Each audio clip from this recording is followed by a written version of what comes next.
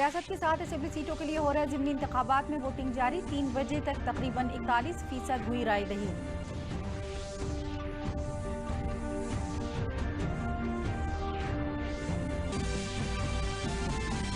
रियासत में सभी 10 राज्यसभा उम्मीदवार बिला मुकाबला मुंतखब। भारतीय जनता पार्टी को 8 सीटें जबकि समाजवादी पार्टी और बहुजन समाज पार्टी को मिली एक एक सीट।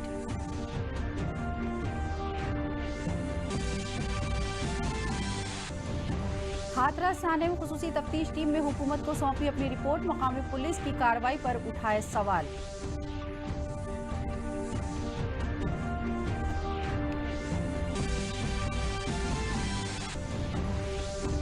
और त्योहारों के सीजन के पहले हफ्ते में ही जीएसटी में हुआ इजाफा। इक्तिसादियात की कोविड-19 के असरात से बाहर निकलने के मिले इशारे। घरेलू मांग में आई तेजी। आदाब, खबरों के साथ हाजिर हूं मैं शाइस्ता बानो। अब खबरें तफसील से। रियासत की 7 असेंबली सीटों के लिए हो रहे ज़िमनी इंतखाबात में आज वोट डाले जा रहे हैं। सुबह 7 बजे से शुरू हुई वोटिंग में जो असेंबली सीटें शामिल हैं उनमें अमरोहा जिले की नौगावा सादात, बुलंदशहर की फिरोजाबाद, जिले की टुंडला महफूज, उन्नाव की बांगर मऊ, कानपुर की घाटमपुर महफूज, देवरिया और जौनपुर की मलहनी हल्के शामिल हैं। इन सभी असेंबली सीटों की रायदही मराकज़ पर गैर जानिबदाराना शफाफ वोटिंग के लिए सभी ज़रूरी इंतजाम किए गए हैं। वोटिंग की निगरानी के लिए मरकजी इलेक्शन कमीशन ने 7 जनरल ऑब्जर्वर और 7 अखराजात ऑब्जर्वर तैनात किए हैं। इनके अलावा 301 sector magistrate, 46 zonal magistrate, 76 static magistrate और 333 माइक्रो ऑब्जर्वर तैनात किए गए हैं। इंतखाबी अमल के पुरअमन इनेकाद के लिए 17,183 वोटिंग अहलकार लगाए गए हैं। इस ज़िमनी इलेक्शन की वोटिंग के लिए 5,127 इलेक्ट्रॉनिक वोटिंग मशीनों के कंट्रोल यूनिट, 6,710 वॉलेट यूनिट और 5,492 वीवीपैट भी तैयार किए गए हैं। इन 7 असेंबली हल्कों में 24,34,386 राय दहिंदगान हैं, जिनमें 13,38,098 मर्द और 11,30,340 खवातीन शामिल हैं। 3 बजे तक हुई वोटिंग के फीसद की बात करें तो नौगावा सादात में 44% से जायद, बुलंदशहर में 40% से जायद, टुंडला रिजर्व में 40%, बांगरमऊ में 42%, घाटमपुर में 36% से जायद, देवरिया में 41% से जायद और मलहनी में 42% वोटिंग दर्ज हुई है। बीजेपी हुकूमत में वजीर रही कमला रानी वरुण के इंतकाल से खाली हुई घाटमपुर असेंबली सीट महफूज के लिए आज रायदही हो रही है। वोटिंग के लिए 481 बूथ बनाए गए हैं। जनता डिग्री कॉलेज में बनाए गए सखी मरकज में वोटिंग के लिए खवातीन में भारी जोश रहा। सभी मराकज़ में हैंड सैनिटाइजर से राय दहिंदगान के हाथों को सैनिटाइज करने के साथ ही थर्मल स्क्रीनिंग भी की जा रही है।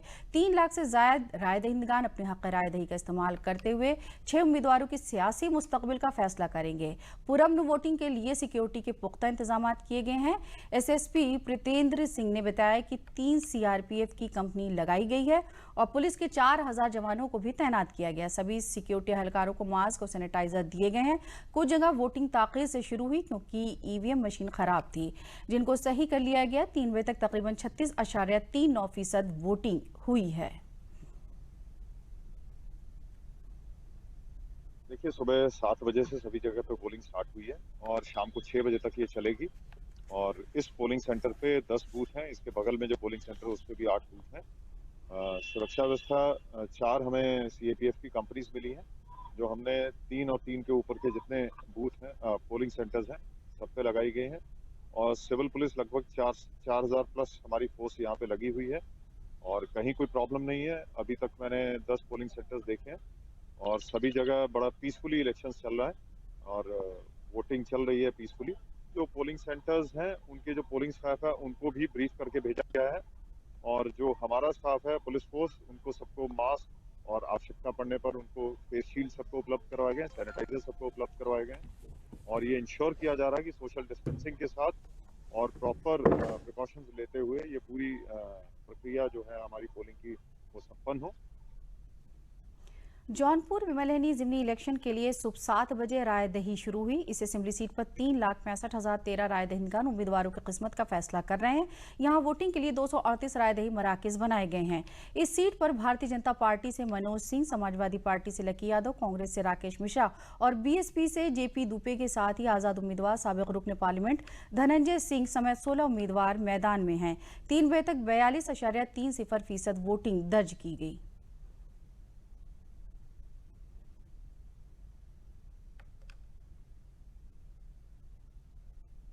मैसेज यही देना चाहेंगे, गवर्नमेंट जैसा काम कर रही है इसको और आगे कार्य प्रगति पे लेके जाएं और अच्छे जो है विकास की ओर लेके जाएं, तो हमारा देश, हमारा कंट्री का नाम जो है बहुत ऊंचा करें।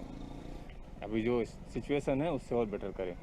मतदान तो बहुत ज़रूरी है, वरना तो आपको मालूम है मतदान देने के कितने दुष्परिणाम भी होते हैं, गलत मतदान कितने दुष्परिणाम आते हैं, तो सबको मालूम, बताने की ज़रूरत नहीं है। क्योंकि वोट देना था, काम या ना हो, बस सबसे पहले काम ये था कि जल्दी से वोट दे करके हम लोग फिर आ जाएं, क्योंकि ज़रूरी समझते थे वोट देना। अब देखिए ये क्यों ऐसा होता है कि फ्यूचर के लिए, देश के लिए सबसे सही रहता है कि कम से कम अच्छी सरकार हो, जो भी बने हमारे क्षेत्र में अच्छा काम करे वो। अमरोहा जिले में नौगावा सादात असेंबली हलके में ज़िमनी इंतखाब के लिए सुबह से वोटिंग जारी है। हालांकि सुबह वोटिंग की रफ्तार सुस्त रही, लेकिन इसके बाद इसमें तेजी आने लगी। 3 बजे तक 44.20% राय दहिंदगान अपने हक राय दही का इस्तेमाल कर चुके हैं। कोविड-19 के मद्देनजर सभी राय दही मराकज़ पर राय दहिंदगान के थर्मल स्क्रीनिंग के साथ ही हाथों को सैनिटाइज कराया जा रहा है। असेंबली हलके को 6 जोन और 39 सेक्टर में तकसीम करके पुलिस फोर्स की तैनाती की गई। जिला मजिस्ट्रेट उमेश मिश्र और एसपी विपिन टाडा लगातार गश्त पर हैं। नौगावा सादात असेंबली हलके में कुल 290 रायदही मराकज़ और 489 बूथ बनाए गए हैं। वोटिंग के मद्देनजर जिले के सभी अहम रास्तों को सील कर दिया गया। इस असेंबली हलके में 3,21,620 वोटर रजिस्टर्ड हैं। इस सीट के लिए कुल 14 उम्मीदवार इंतखाबी मैदान में। ये सीट इंटरनेशनल क्रिकेटर और काबीना वजीर रहे आनजहानी चेतन चौहान के इंतकाल से खाली। हमें जो नेता चाहिए वो ये चाहिए कि मतलब हमारे देश के हित में काम करे और किसानों के हित में काम करे, मजदूर किसानों की मदद करे, विकास कार्य कराए, अस्पतालों में दवाई उपलब्ध कराए और अन्य जो मतलब जो देश के हित का काम हो, और वो मतलब जातिवाद पर राजनीति ना करे। हमें एक प्रभावी नेता की ज़रूरत है। हमें ऐसा नेता चाहिए जो शिक्षा के क्षेत्र में, जो पढ़ाई के क्षेत्र, स्वास्थ्य के क्षेत्र में और इसी सभी क्षेत्र में मतलब हमारी मदद करे और विकास करे यहाँ पर नौगावा सादात में। और यहाँ पे अस्पतालों में जो है वो दवाइयाँ उपलब्ध कराए। शिक्षा के लिए जो है लाइब्रेरी, स्कूल वगैरह की यहाँ पर उपस्थित होने चाहिए सारी चीज़ें। बांगरमऊ असेंबली हलके के ज़िमनी इलेक्शन में पहली बार रायदही करने वालों ने खुशी का इजहार करते हुए मुल्की मफाद में लोगों से वोटिंग करने की अपील की। यहां बड़ी तादाद में बुजुर्गों, खवातीन को वोटिंग के लिए आते देखा जा रहा है। सुबह से ही पोलिंग बूथ पर वोटिंग के लिए लाइन लगी हुई है। हसास इलाकों में जिला मजिस्ट्रेट और एसपी आनंद कुलकर्णी इलाके का जायजा लेते हुए देखे जा रहे हैं। 3 बजे तक 42.99% वोटिंग दर्ज की गई। 18 साल का हो चुका हूँ। मैंने पहली बार मतदान किया है। किसी भी पार्टी के विपरीत में नहीं किया है। मैंने देश के प्रति में वोट डाला है अपना। मैं युवा हूँ, ठीक है, मैं देश के लिए वोट डाला हूँ और विकास के लिए मैं चाहता हूँ देश के प्रति। मैंने पहली बार वोट डाला है। वोट डाल के मुझे बहुत खुशी हुई है। हर युवाओं से मेरा निवेदन है कि सब युवा वोट डालें और वोट डाल के देश के हित में वोट डालें। आज बांगरमऊ विधानसभा 9 में हमारे यहाँ शांतिपूर्वक मतदान चल रहा है। इस समय 11 बजे तक हमारे यहाँ 22% वोट पड़ चुका था। इससे लगता है कि भारी संख्या में मतदाता निकल रहे हैं और वोटिंग कर रहे हैं। मतदाताओं की सुविधा के लिए सभी केंद्रों पे उनके लिए ग्लव्स और सैनिटाइज़र की व्यवस्था की गई है। कोविड-19 के प्रोटोकॉल का पूरा ध्यान दिया जा रहा है। गोले बनवाए गए हैं ताकि वो सोशल डिस्टेंसिंग का भी पालन कर सकें। इसके अलावा शांति व्यवस्था हर जगह कायम है। अभी तक किसी इस टाइप की शिकायत नहीं आई है। देवरिया जिले के देवरिया सदर में सुबह 7 बजे वोटिंग शुरू हुई। कई रायदही मराकज़ पर तकनीकी खराबी के सबब रायदही तकरीबन आधे घंटे तक मुतासिर रही, लेकिन बाद में मशीन सही होने पर लोगों ने अपने हक़ रायदही का इस्तेमाल किया। 3 बजे तक इसी सीट पर तकरीबन 41.06% लोगों ने वोटिंग की।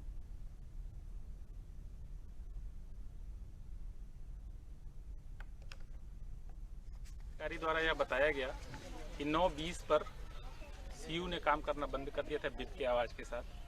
तत्काल इमरजेंसी रिस्पांस टीम के प्रभारी राहुल गुप्ता, नायब तहसीलदार सदर को तत्काल ये सूचना दी गई।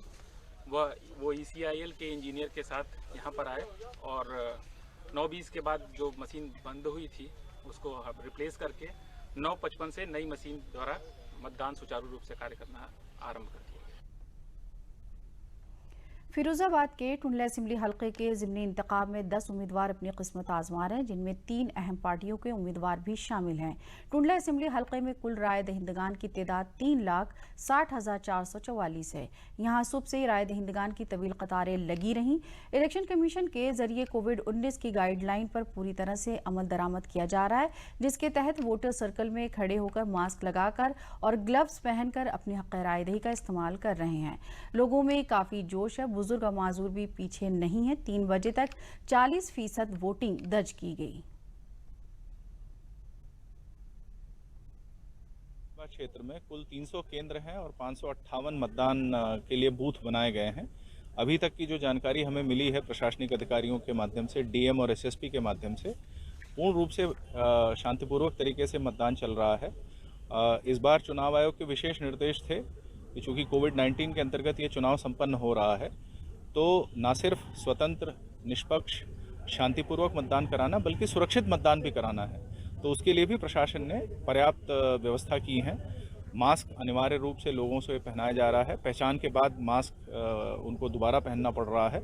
सैनिटाइज़र दिए गए हैं। तो कुल मिलाकर अभी तक की जो स्थिति है वो पूर्णतः शांतिपूर्ण है। रियासत में हुए राज्यसभा के 2 साला इंतखाबात के नताइज का ऐलान हो गया है। उत्तर प्रदेश से 10 राज्यसभा उम्मीदवार बिला मुकाबला मुंतखब किए गए हैं। भारतीय जनता पार्टी के सबसे ज्यादा 8 उम्मीदवार राज्यसभा के लिए मुंतखब हुए हैं। इसके अलावा समाजवादी पार्टी और बहुजन समाज पार्टी के एक उम्मीदवार फातेह करार दिए गए हैं। बीजेपी से हरदीप सिंह पुरी, अरुण सिंह, नीरज शेखर, बृजलाल, हरिद्वार दुबे, गीता शाक्य, सीमा द्विवेदी और BL वर्मा, समाजवादी पार्टी से राम गोपाल यादव और BSP से रामजी गौतम मुंतखब हुए हैं। राज्यसभा के लिए आज 10 लोगों का निर्वाचन संपन्न हुआ है, जिसमें से 8 भारतीय जनता पार्टी के सांसद के रूप में निर्वाचित हुए हैं। मैं समझता हूं कि ये सबसे अच्छी परंपरा है निर्विरोध चुना जाना। आज के इस युग में निर्विरोध चुना जाना ये सबसे अच्छी परंपरा है और इसकी जिम्मेदारी सबसे ज़्यादा भारतीय जनता पार्टी की सरकार पर भी थी और भारतीय जनता पार्टी की ही थी, जिन्होंने विशेष रूप से इस बात का प्रयास किया कि बिना कंटेस्ट के इलेक्शन हो जाए। और मैं समझता हूँ कि ये लोग अपनी आज से अपर हाउस, केंद्र का जो अपर हाउस है राज्यसभा, उसकी सदस्यता के रूप में बेहतर परफॉर्म करेंगे। हाथरस थाने की जांच के लिए तश्कील खुसूसी तफ्तीशी टीम ने अपनी रिपोर्ट हुकूमत को सौंप दी है। रिपोर्ट में हाथरस की पुलिस अफसरान के किरदार पर सवाल उठाया गया है और ऐसे मामले की कार्रवाई में अहम तजावीज़ भी दी गई है। महकमे दाखिला के सेक्रेटरी भगवान स्वरूप की सदारत में तश्कील 3 रुकनी SIT ने वाक़े के बाद पुलिस की कार्रवाई और ज़िले में पैदा हुई सूरत हाल से जुड़े सभी पहलुओं की बारीकी से जाँच की है। जाँच रिपोर्ट में थाना सतह के पुलिस एहलकारों से लेकर मुतल्लिका पुलिस अफसरान के बयान भी शामिल किए गए हैं। जराये के मुताबिक SIT की रिपोर्ट से मुअत्तिल SP और CO समेत सभी पुलिस एहलकारों की मुश्किलात में इजाफा हो सकता है। SIT में DIG चंद्र प्रकाश और PAC आगरा की चीफ कमांडर पूनम भी शामिल थी। वहीं हाई कोर्ट की लखनऊ बेंच में पीर के रोज हाथरस के मामले पर समाअत हुई, जिसमें हाथरस के जिले मजिस्ट्रेट प्रवीण कुमार को हटाने या बरकरार रखने पर फैसला लेने के लिए रियासती हुकूमत ने 25 नवंबर तक का वक्त मांगा है। हाई कोर्ट ने आइंदा समाअत में CBI से स्टेटस रिपोर्ट भी तलब की है। जिस तरीके से कोर्ट ने लास्ट टाइम सरकार से बहुत सारे सवाल किए थे, जिसका उन्होंने आंसर दिया बट ओरली, क्योंकि उनके पास रिटन में कुछ नहीं था। तो कोर्ट का कहना है कि अगर आपने उस पीड़िता को रात में डेड बॉडी को जलाया तो उसकी वजह क्या थी। इनका कहना था लॉ एंड ऑर्डर फेल हो सकता था। तो कोर्ट ने कहा कैसे, उनका कहना था कि वहाँ पर गैदरिंग बहुत ज़्यादा थी। तो कोर्ट ने रिपोर्ट मांगी है कि आप मुझे पहले प्रूफ दीजिए कि कितनी गैदरिंग थी, क्या वहाँ लॉ एंड ऑर्डर इतने कम पीपल डिस्टर्ब कर सकते थे, जैसे कि फैमिली का कहना है या हम सब ने देखा और मीडिया ने भी दिखाया। करीब 500 मीटर के सराउंडिंग वहाँ पर कोई पर्सन नहीं दिख रहा था, सिर्फ फैमिली मेम्बर्स थे, जिसमें भी 50 से 60 लोग होंगे जिनको पुलिस ने डिटेन कर रखा था। और ज़्यादातर उस पॉइंट पर जहाँ पर पीड़िता का दाह संस्कार किया गया, वहाँ पर कम से कम 200 से 250 की नियर अबाउट पुलिस ऑफिसर्स ही थे। तो कैसे ये लॉ एंड ऑर्डर फेल हो सकता था, ये बड़े क्वेश्चंस थे। अब आज कोर्ट में जो स्टेट गवर्नमेंट है वो रिपोर्ट सबमिट करेगी। कोरोना के असरात के सबब इक्तिसादी तरक्की में जो रुकावट आई थी वो फिर से वापस तेजी की जानिब लौटने लगी है। अक्टूबर के महीने में गुज़िश्ता साल के मुकाबले GST कलेक्शन में 11% का इजाफा देखा गया है, तो कई दीगर शोबे भी इक्तिसादी सरगर्मियों को वापस पटरी पर लौटने के वाज़े इशारे दे रहे हैं।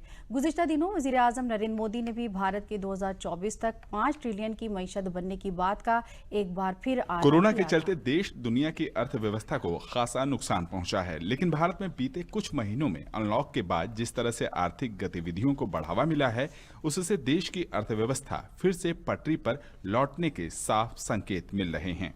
अक्टूबर महीने में देश में GST संग्रह का आंकड़ा 1 लाख करोड़ के पार पहुंच गया और ये 1,05,000 करोड़ से भी ज्यादा रहा।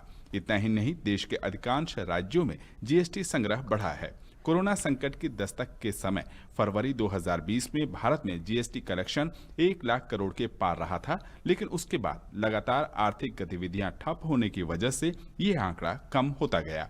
लेकिन सितंबर महीने में पिछले साल की तुलना में GST कलेक्शन में इजाफा देखने को मिला और इसमें पिछले साल की अपेक्षा 10% से ज्यादा की बढ़ोतरी देखी गई।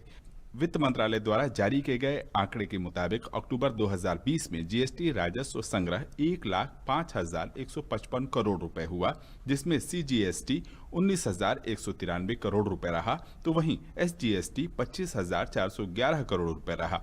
इस दौरान IGST के रूप में 52,540 करोड़ रुपए राजस्व की प्राप्ति हुई, तो सेस के रूप में 8,011 करोड़ रुपए का राजस्व संग्रह हुआ। अक्टूबर महीने तक दाखिल GSTRB 3B रिटर्न की कुल संख्या 80 लाख के पार पहुंच गई। GST कलेक्शन में उछाल केंद्र सरकार के लिए बेहद अच्छी खबर है, क्योंकि केंद्र सरकार को राज्यों को 2.35 लाख करोड़ रुपए की GST भरपाई के लिए 1.1 लाख करोड़ रुपए लोन लेना है। और पिछले महीने में ही केंद्र सरकार ने 16 राज्यों सहित 2 केंद्र शासित प्रदेशों को GST क्षतिपूर्ति की पहले किश्त के रूप में RBI से कर्ज लेकर 6,000 करोड़ रुपए का भुगतान किया है। GST लागू होने के समय केंद्र ने 5 वर्षों तक राज्यों को होने वाले नुकसान की भरपाई का वादा किया था, जिसके तहत केंद्र सरकार ने राज्यों को ये पैसा दिया है। अक्टूबर महीने में महज GST कलेक्शन में ही बढ़ोतरी नहीं देखी गई है, बल्कि अन्य संकेतकों से अर्थव्यवस्था के पटरी पर लौटने के संकेत मिल रहे हैं। कोर सेक्टर में सभी 8 प्रकार के इंडस्ट्री में उछाल देखे जा रहे हैं, जिसके चलते बिजली की मांग, स्टील उत्पादन, कोयला उत्पादन सभी में उछाल देखे जा रहे हैं।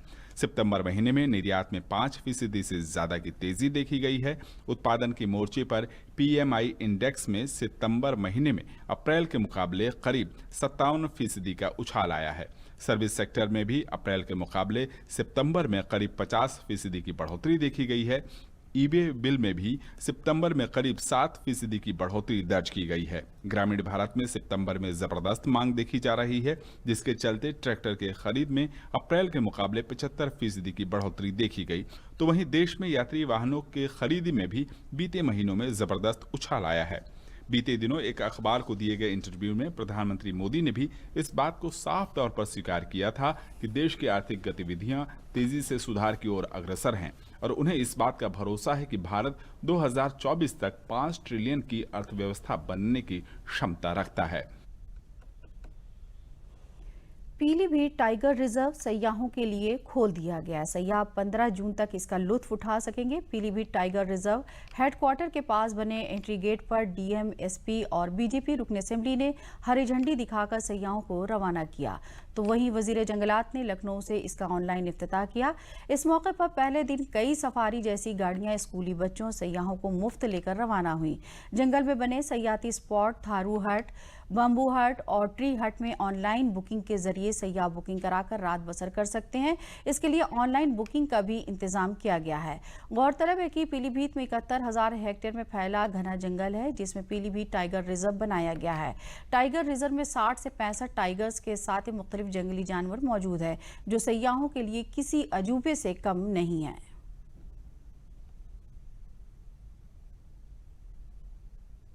टाइगर रिजर्व के पर्यटन सत्र की आज शुरुआत हो रही है। माननीय मंत्री जी द्वारा लखनऊ से वर्चुअल तरीके से इसका शुभारंभ करा गया। यहाँ पे भी शुभारंभ के मौके पे सभी जनप्रतिनिधिगण और सभी अफसर मौजूद रहे। इस बार इस सत्र में हम लोग टाइगर के साथ साथ जो इस क्षेत्र में अन्य भी बिंदु हैं, आकर्षण के बिंदु हैं, 15 ऐसे बिंदु चिन्हित करे गए हैं। उन 15 पॉइंट्स को सैलानियों के लिए खोला गया है, जैसे क्रोकोडाइल पॉइंट हो गया, वाटर पॉइंट हो गया, सनसेट सनराइज पॉइंट हो गया, सूर्यताल हो गया। इस तरह से कई पॉइंट आइडेंटिफाई करके उनको चिन्हित करके पर्यटकों को लाया जा रहा है। बिहार में असेंबली इंतखाबात के दूसरे मरहले में तेजी के साथ वोटिंग हो रही है। दोपहर 1 बजे तक रियासत में 21.88% वोटिंग दर्ज की गई। इस मरहले में रियासत के 17 जिला के 94 असेंबली सीटों के लिए वोट डाले जा रहे हैं। दूसरे मरहले में 17 जिला के 2,86,00,000 राय दहिंदगान 1,463 उम्मीदवारों की इंतखाबी किस्मत का फैसला करेंगे।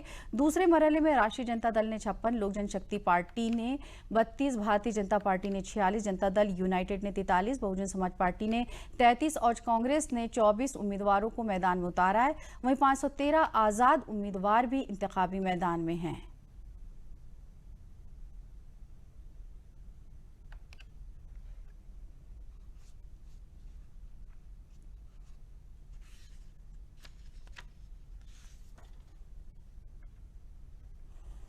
रियासत की गवर्नर आनंदीबेन पटेल ने वाराणसी के अपने 2 रोज़ा दौरे के दौरान सेवापुरी ब्लॉक के मटुका व अमनी गांव के आंगनबाड़ी मराकज़ और प्राइमरी स्कूलों का दौरा किया। साथ ही उन्होंने दोनों आंगनबाड़ी और मराकज़ पर प्राइमरी स्कूल का मामूल के मुताबिक मुआयना भी किया।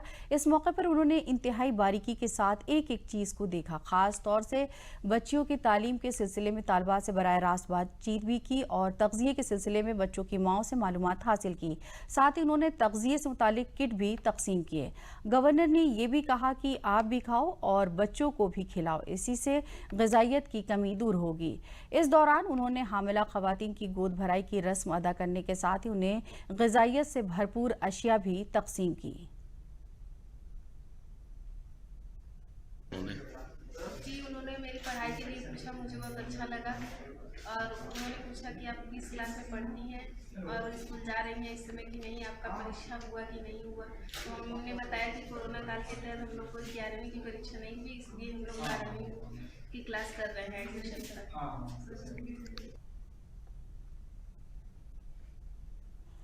मथुरा पुलिस ने फैसल खान को गिरफ्तार कर लिया। मथुरा के थाना बरसाना की पुलिस ने फैसल को गिरफ्तार किया है।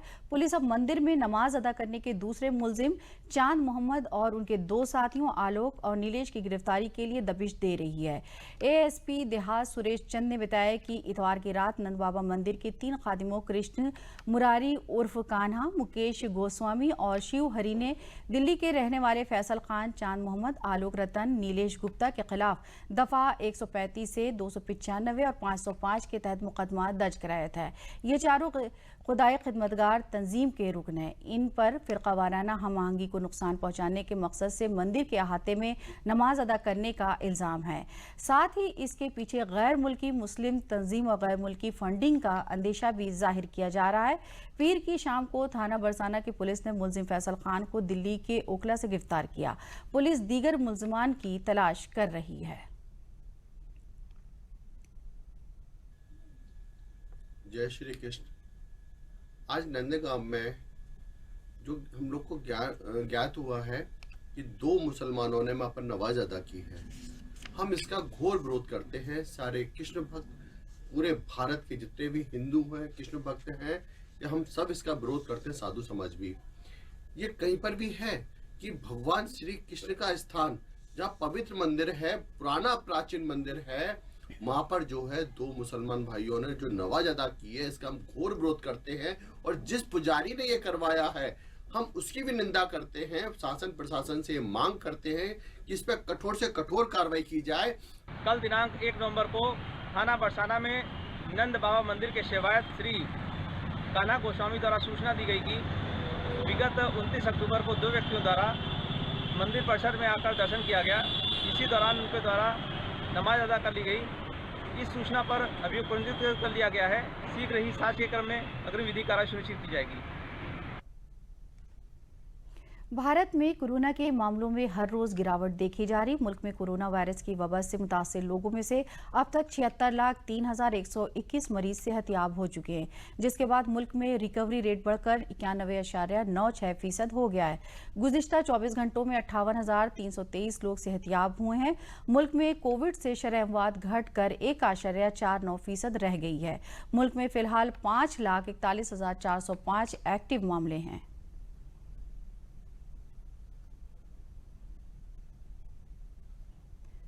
सतर्क भारत समृद्ध भारत के साथ एनटीपीसी ऊंचाहार में बेदारी हफ्ता इख्तिताम पजीर हुआ। यह हफ्ता हर साल सरदार वल्लभ भाई पटेल के यौम पैदाइश 31 अक्टूबर के मौके पर मनाया जाता है। शहरी शराकत के जरिए अवामी ज़िंदगी में ईमानदारी और सदाकत को फ़रोग़ देने के लिए ये बेदारी हफ्ता हमारे अहद की तस्दीक करता है। इस प्रोग्राम में असिद्धता रिंदम बनर्जी, SK झा, दीप तेंदु मंडल समेत दीगर मुअज़्ज़िज़ शख्सियात मौजूद रहीं।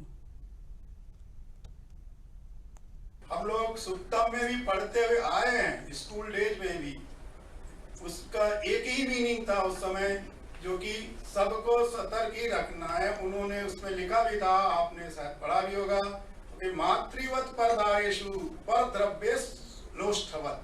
मीनिंग सिंपल सा था उसका, है कि आप दूसरे के पैसे को, दूसरे के धन को मिट्टी के टुकड़े के समान सोचो कि it is of no use. ये सोचने से ही आपके 50% अपने आप जागरूकता आ जाएगी। आप ये सोचेंगे और इससे आपको एक अवेयरनेस भी आएगी, और दूसरा जो साथ में रहेगा वो भी सोचेगा कि आप एक रोल मॉडल हैं। आपके अंदर ये है पूरी तरह से कि हम किसी दूसरे के धन को, किसी दूसरे के पैसे को, चाहे वो गवर्नमेंट का हो, चाहे आपके किसी घर में किसी परिवार का हो, लेकिन उसको आप सोच ही नहीं सकते, आप परिकल्पना ही नहीं कर सकते आपका। और जब आपके अंदर ये भावना जागृत रहेगी कि मेरा नहीं है, तो फिर आप कभी उसको पाने के लिए कोशिश भी नहीं करेंगे। 4 नवंबर वो तारीखी दिन है जब मुक़द्दस गंगा नदी को कौमी नदी करार दिया गया था। गंगा के तहफ़्फ़ुज़ की कोशिशों को फ़रोग़ देने के लिए हर साल कौमी साफ गंगा मिशन गंगा महोत्सव का इनेकाद करता है। दिल्ली के अशोक होटल में गंगा महोत्सव की शुरुआत हुई। ये प्रोग्राम 2 नवंबर से 4 नवंबर तक चलेगा। ये सभी प्रोग्राम ऑनलाइन होंगे। इस मौके पर गंगा डायलॉग का इनेकाद किया जाएगा, जिसमें कई नामवर फनकार और माहौलियात के माहिरीन गंगा के तहफ़्फ़ुज़ के लिए की जा रही मुख्तलिफ कोशिशों पर तबादला ख्याल करेंगे।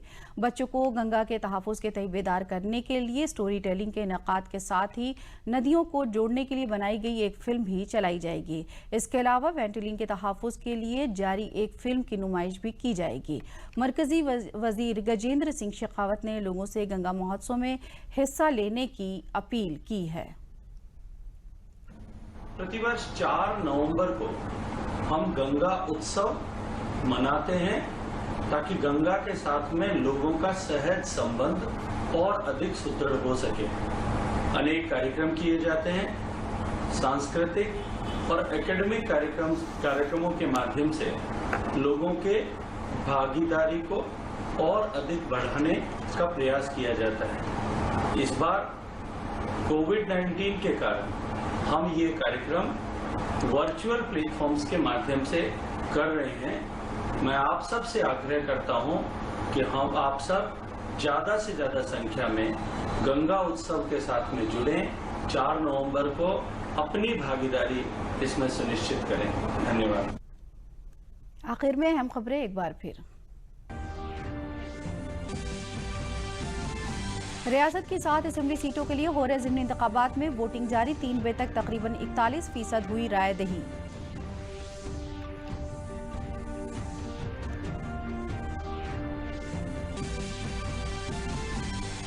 रियासत में सभी 10 राज्यसभा उम्मीदवार बिला मुकाबला मुंतखब। भारतीय जनता पार्टी को 8 सीटें, जबकि समाजवादी पार्टी और बहुजन समाज पार्टी को मिली 1-1 सीट।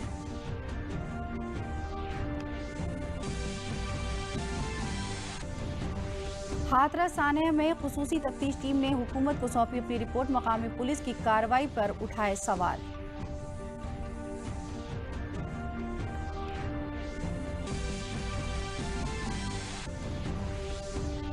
और त्योहारों के सीजन के पहले हफ्ते में ही जीएसटी में हुआ इजाफा, इक्तिसादियात के कोविड-19 के असरात से बाहर निकलने के मिले इशारे, घरेलू मांग में आई तेजी।